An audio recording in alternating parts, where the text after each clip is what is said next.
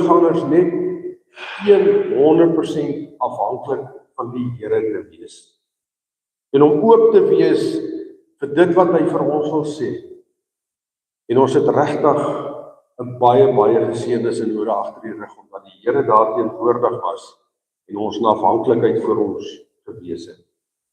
God is ons beskermer, hy is ons bron, hy is soos die skaduwee aan jou regterkant, en dit wil sê, as die skild in jou linkerhand is, soos wat dit in die soldate se tyd gewees het, hulle skild in die linkerhand, dan was die Here aan jou regterkant om jou te beskerm. En God jou beskerm teen onvoorsiene aanvalle. Die beskermer sorg vir ons ingaan en ook vir ons uitgaan, vir ons terugkom. God sorg vir my en vir jou op elke reis. Die digter druk die Here se beskerming baie konkreet uit as hy sê, bedags sal die son jou nie steek nie, en die maan sal jou ook nie siek maak nie. In Palestina was dit baie warm gewees, en ook in die omliggende lande, en die son kon jou baie maklik siek maak op jou reis. Jy kon sonsteek kry. En mense van daardie tyd het ook geglo daar is 'n verband tussen sekere siektes en die fases van die maan. Daarom praat ons ook partykeer van maansiekes. Hulle het geglo dat 'n duiwel in die maan veroorsaak hierdie siektes. En daarom het hulle gedink dat mense van die duiwel besete was. Ons lees daarvan in Matteus 4 vers 24. Maar die Here sal egter die pelgrim beskerm, sodat hy nie die nagevolge van hierdie son sal hê nie, en sodat hy ook nie die duiwel in die maan hoef te vrees nie. Die son en die maan is ook deur God gemaak. Hy het dit alles geskep, en dit is onderworpe aan hom. En so onderhou God dan ook sy ganse skepping.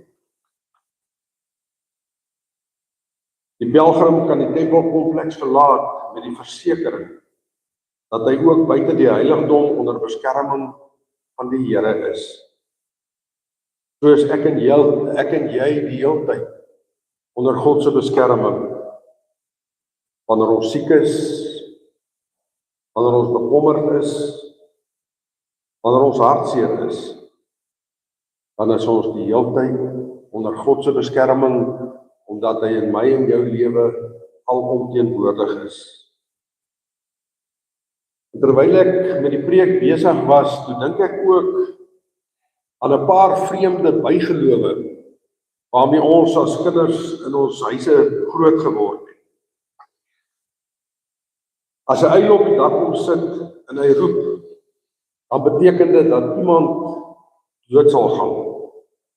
As 'n skildery van die muur afval en die glas breek nie, dan beteken dit iets slegs gaan gebeur. Voorbodes. As 'n swart kat oor die pad loop, dan moet jy omdraai, anders gaan daar iets slegs met jou gebeur. En ek het eenslag saam met 'n persoon gery daar in Pretoria, laat in die aand, en skielik stop hy en hy draai om, en ek sê nou, hy sê nee, daai swart kat wat oor die pad gaan, hy kan nie daai pad ry nie, hy moet 'n ander pad ry. Dit was die sogenaamde voorbodes, ek weet nie of julle ook dit groot geword het daarvan weet. Maar dis absolute nonsens. En ons moenie ons kinders vir sulke goed bang maak nie. Ek onthou dat as 'n uil op die dak gesit het en geroep het, dan was ek in 'n toestand. Want wie van ons gaan nou doodgaan? Maar God is in beheer, hy beskerm ons. Daar is net een wat my en jou lewenswandel beïnvloed. En dit is die Here, wat die hemel en die aarde gemaak het, wat ook ons beskerm is.